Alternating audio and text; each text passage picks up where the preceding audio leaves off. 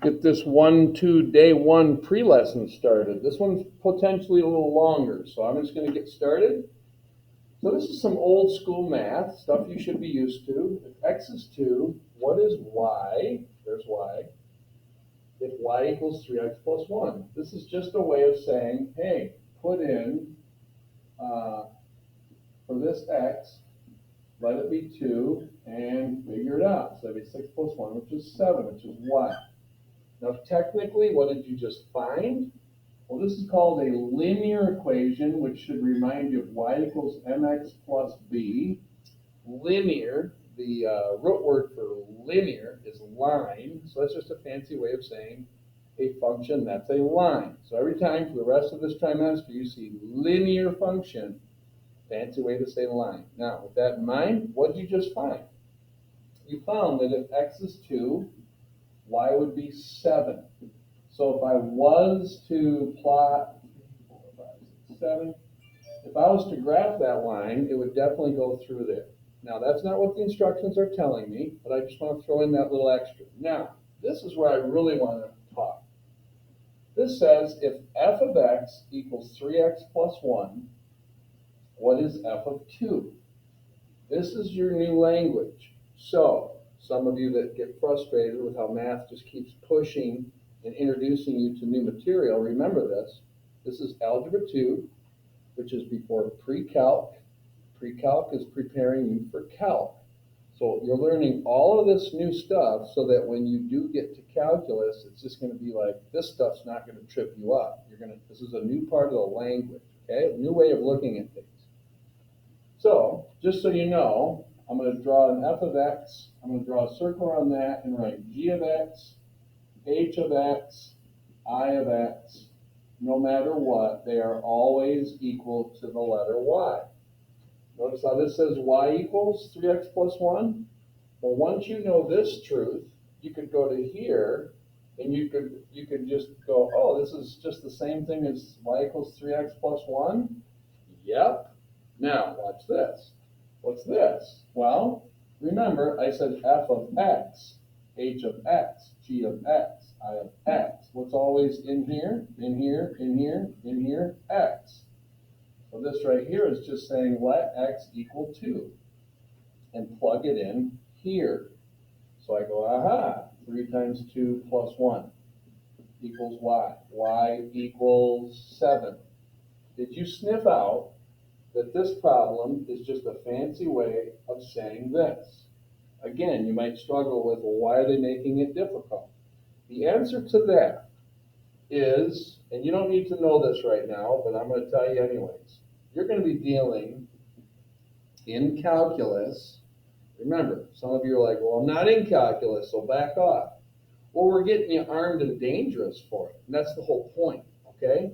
So we've got this shape. What is it? Cantaloupe, avocado, a bullet, a pill. Regardless of what you think it is, that right there is a parabola, and you might call that P of x. And then you're going to look at this little carved out hole, and you're going to say that's a little parabola, so you might call that little P of x. That right there is a big circle, so I'll call that C of x, and I'll call that little c of x.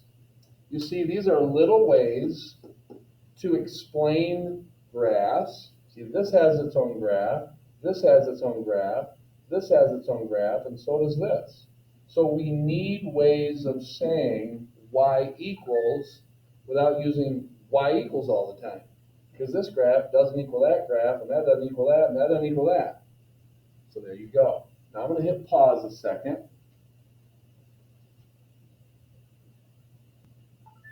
Okay, so next topic in day one is this thing called translations, transformations. We're going to be going to this a lot. Just so you know, we're going to talk about this letter A, this letter C, and this letter D in this lesson. We're going to ignore letter B. That gets a little complicated. We're going to save that. So let's just start with the basics. So translations, transformations is just a fancy way of saying, okay, if this graph looks like this, what do you have to do to that graph to match that equation? Now, that might be confusing, but let's just get started right here. We're going to start with this equation. Now, remember what I just said, f of x, we can take that out and replace it with y. This is just a different way of saying y equals x. Now, if I made a little handy-dandy chart and I went -3, -2, -1, 0, 1, 2, or 3, we know that y has to equal x, so these are just going to match. Now, let me make sure you understand something. My goal is to get you away from having to do this for every single graph, and we're going to reach that goal. But while I'm showing you it's like opening up the hood, showing you how the motor works for a bit, and then we'll actually just use the rules from here. So having said that, let's graph this. I'm going to start with this point, 0, 0. And then I'm going to go 1, 1, 2, 2, 3, 3, -1, -1 from here, -2, -2. And then once you see what it's doing, you can just kind of, I just drew a terrible drawing, but you'll get the idea. Okay? There it is. Let's move on to this one. Now, why g of x? Well, it does equal y, but it's a different graph compared to f of x.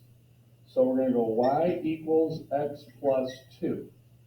I don't know if that's going to show up very good. So black marker, I think, is a winner. So if I actually went like this, and I stuck with the same points, and I just plug them in. -3 plus 2 is -1. -2 plus 2 is 0. -1 plus 2 is 1. You see a pattern? 0 plus 2 is 2. It's going up by 1. So I go 3, 4, 5. Now, what I'm going to do is I'm going to graph this one on top of this graph. I'm going to start with this, 0, 2. I'm going to go to 1, 3. 1, 3. 2, 4. And I'm pretty good now, so I'm going to draw this in. And I want you to notice that the black graph is the purple graph up 2, up 2. So I want you to know something. This little number on the end is this little number on the end. This is D. So after you've done a couple of these, you don't need to do all this. You can go to this function, which we're going to refer to as the parent function. In other words, this is what we're going to define as normal. And then we're going to make adjustments to that with little different A's and B's and C's and D's. So that number right there, it translated or shifted the graph up 2 units. Pretty obvious.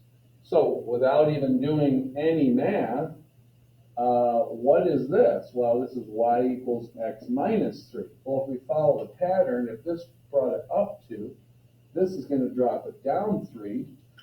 And I'll do this one in red. So we're going back to the parent function. That's a terrible marker. Going back to the parent function. There we go. And this parent function is going to be dropped down 3. So I would not make one of these because I'm starting to get it. It's like, oh, I'm going to take this one and drop it down 3, the whole thing. So that's supposed to be going through the center. So 1, 2, 3. And then it's going to be the same graph, just down 3. So down 3. Now my little spaces don't look great because down 3 looks skinnier than 2. So I apologize for my inaccuracy there, but I think you get the idea. So this letter B is going to shift it up if it's positive, down if it's negative. Okay, pause. So next phase of translations and transformations. We're going to start talking about this little letter A here. So again, D either moves it up or down, but something on the end. You can see we don't have anything on the end, nothing on the end, so there's no up or down in this situation. Now, if I took a can and I went like this, and I went, and I crushed it to where it was that thin, would you consider that me stretching the can or compressing the can? I hope you said compress. What if I took this spring, I got this spring in my hand and I'm like, I just pulled it apart like that, like I'm lifting weights. I'm stretching it. Compression, stretch. So you can see that's the language we're going to be using, but how do we connect that to math? Let's go back to our parent function, y equals x. I got all those values there, but we know that if we were to graph it, it would just look like this. 0, 0, 1, 1, 2, 2, 3, 3, and so on. -1, -1, -2, -2. Get it? So this is the same thing, except we have a 2 there. Well, remember, this is y equals 2 times x.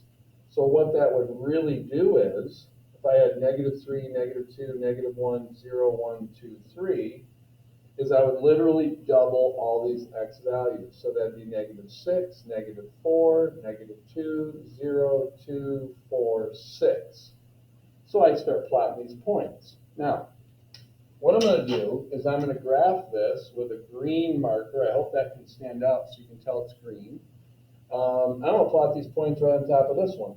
So that's the same. 1, 2 would be 1, and this is 1, 1, so I'd have to go up 2, and then 2, 4, so out 2. Instead of 2, 2, over here, it's now 2, and then it doubles. As you can see, look at now, it's vertically going up faster. So this right here, that 2, would be called a vertical stretch. It's going up faster by a factor of 2. Now, if I kept drawing it in, it'd be like that. But you can see this is a vertical in the positive, it goes up faster. Vertical in the negative, it goes down faster.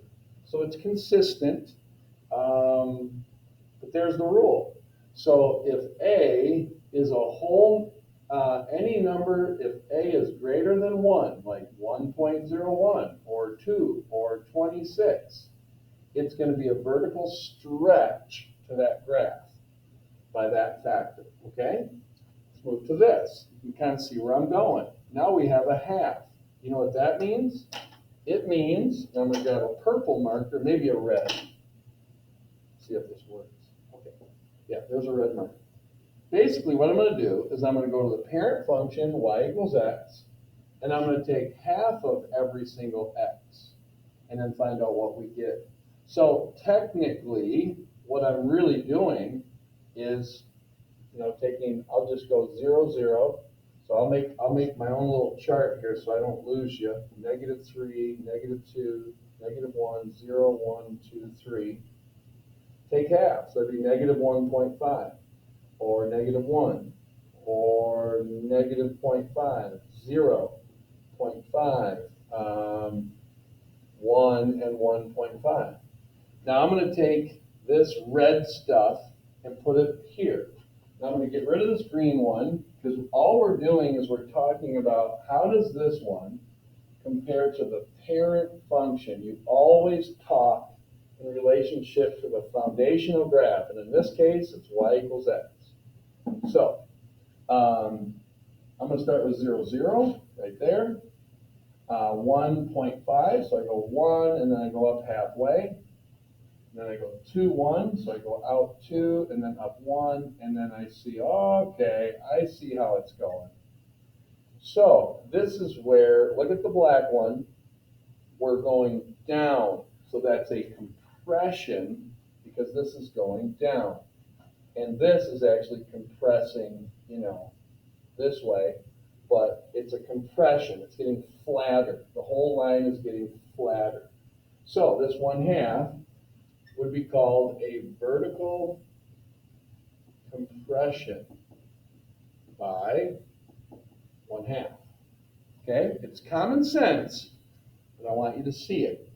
So after this problem, if I gave you this, like j of x equals 1/7 x, you wouldn't have to do any of this. You're going to go, oh, I'm taking 1/7? Well, that's a fraction. That's going to be a compression by 1/7. So just to help you understand, you're not going to have to go through all this work. This is just part of the pre-lesson to really help you understand how we get to the place where we can just look at a graph and go, oh, that's a vertical compression, or oh, that's a vertical stretch. Okay.